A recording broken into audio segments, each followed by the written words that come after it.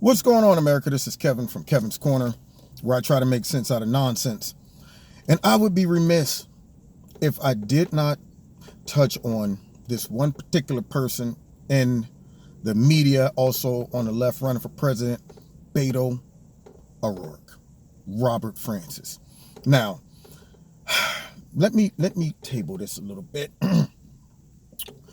There are some people on the left that I disagree with.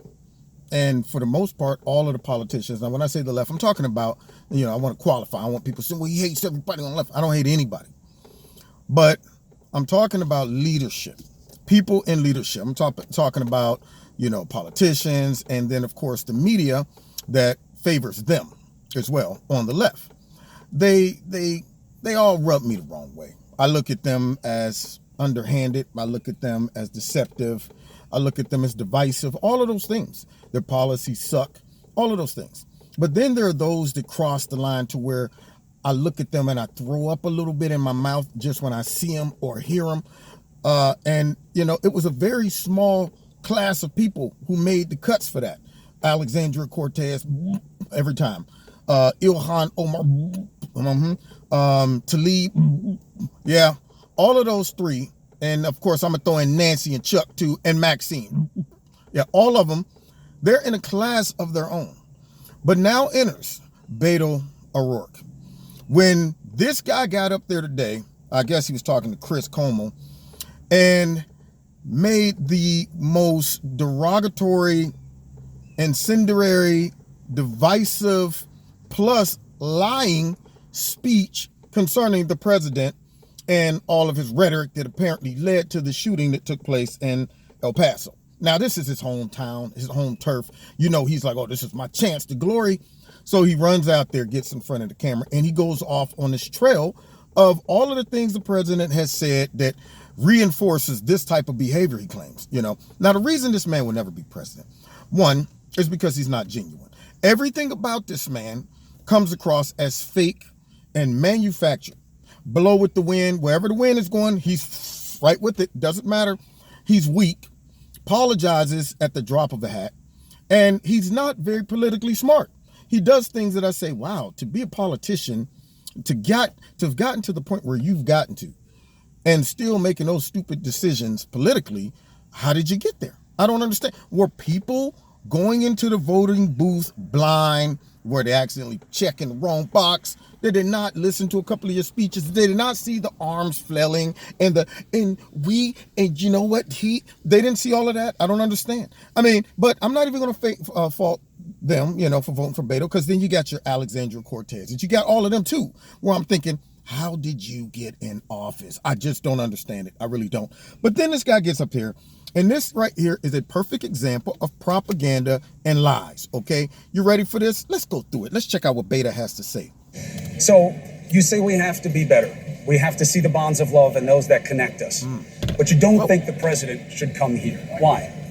I was just talking to somebody, listening to a woman who came up and said hello to me, and she said, why is he coming here when he hates us? She's reflecting the fact that... Now, you hear that?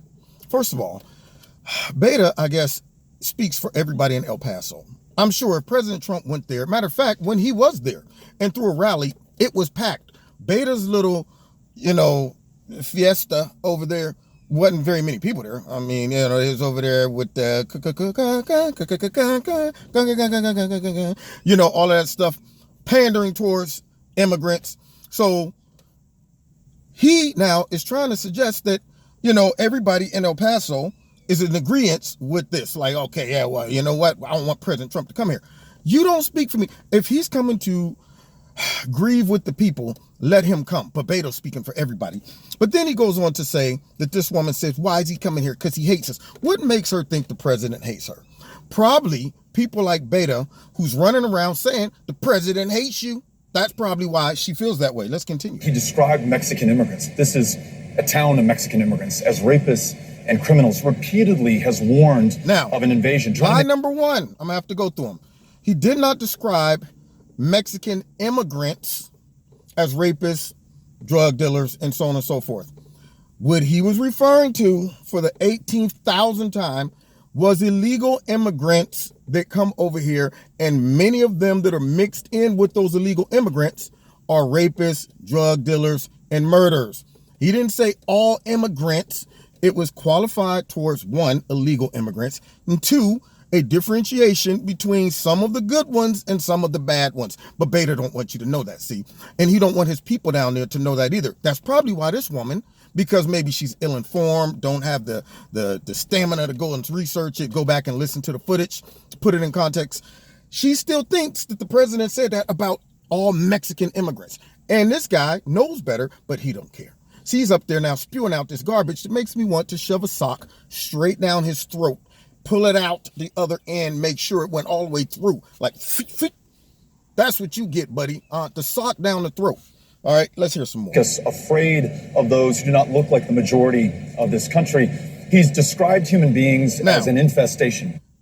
The second thing, why is he saying President Trump is trying to make people afraid of those that don't look like the majority of this country? President Trump has never said anything about American citizens of all different types of races, backgrounds, and so on and so forth.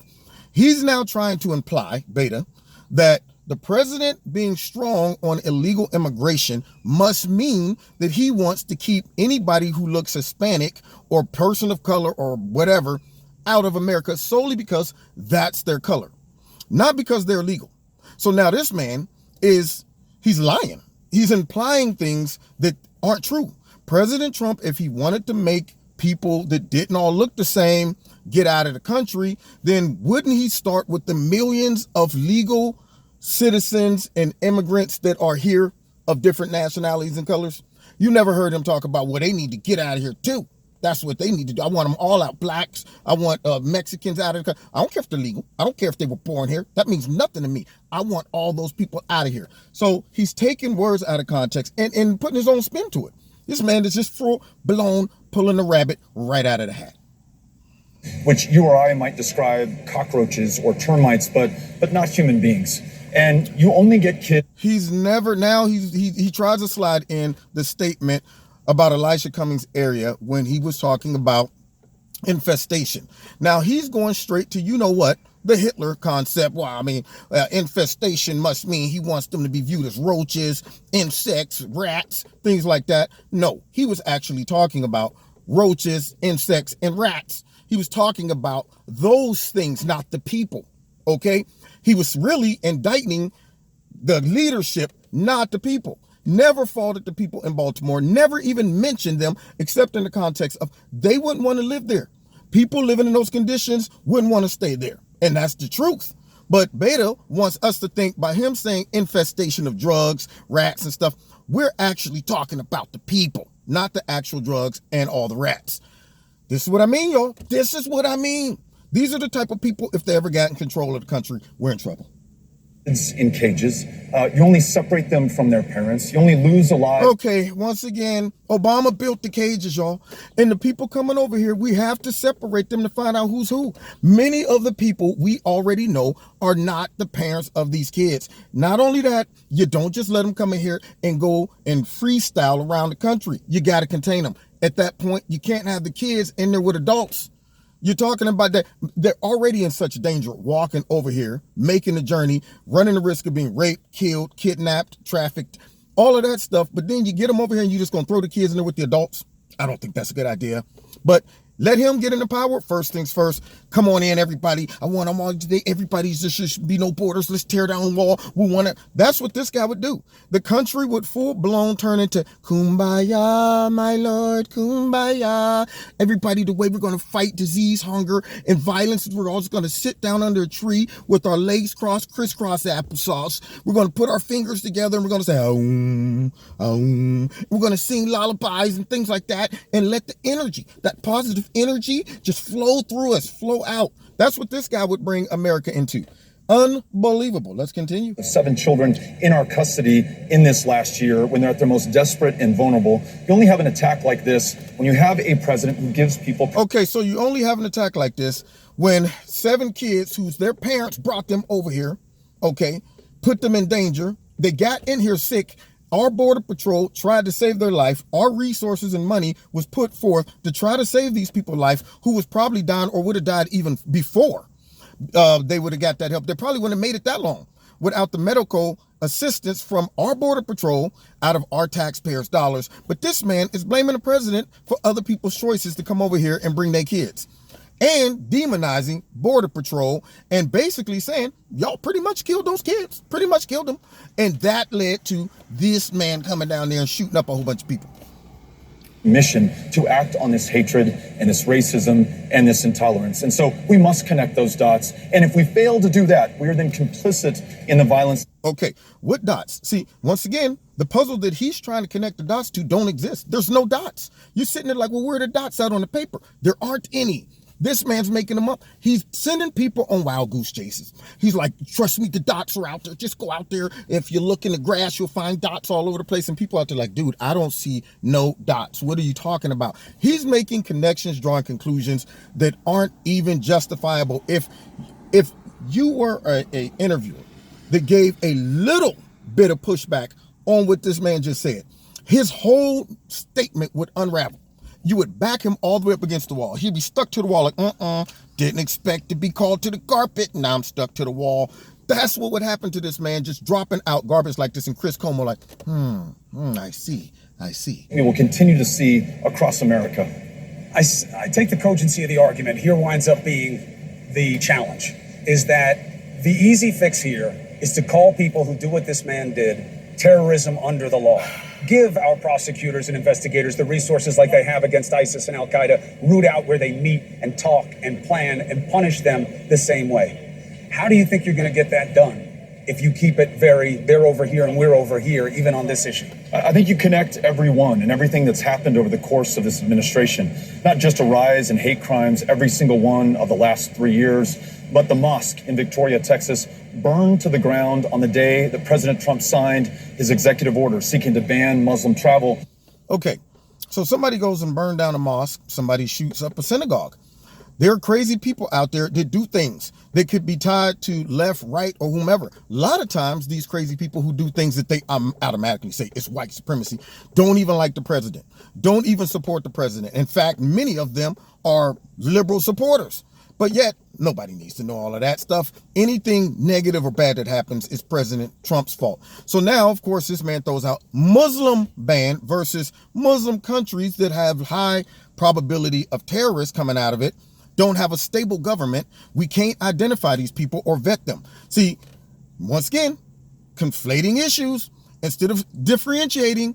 He just wants people to think it's a full-blown Muslim ban because they are Muslim. That's why he did that. Not because he's trying to be smart and have common sense and say, let's not bring in a Trojan horse.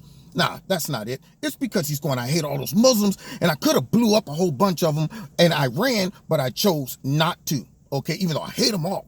But nah, let's spare that 150 lives or so because I guess today I just don't feel like hating Muslims that much. This guy right here needs to go under a rock. If there is one big enough to cover his big head, he needs to go up under that rock somewhere and never come out, ever. Or the Tree of Life synagogue shooting, where the killer talked about the caravans that the president was warning us about, trying to make us afraid about, the U.S. service members that he deployed here to this community, one of the safest places in the United States of America. That kind of fear that he ginned up, that hatred, was an invitation to violence. And it did not just affect El Paso or Pittsburgh or Gilroy or Victoria. It is happening all over this country. That's how we bring... Once again, just straight up lying. Okay, now he's talking about the president sent down military personnel there to make sure illegal immigrants weren't coming across the border. Now, if I live in El Paso, if I'm a legal immigrant, I'm like, si, señore. Bring the border patrol, man. I don't want them coming across. They're coming into our communities too, man. I would be like, darn right. Even though I'm Mexican or whatever, if I live down there, you cannot tell me that they would be okay with having open borders down there and just people from Mexico and Honduras and all these other places just flooding their community.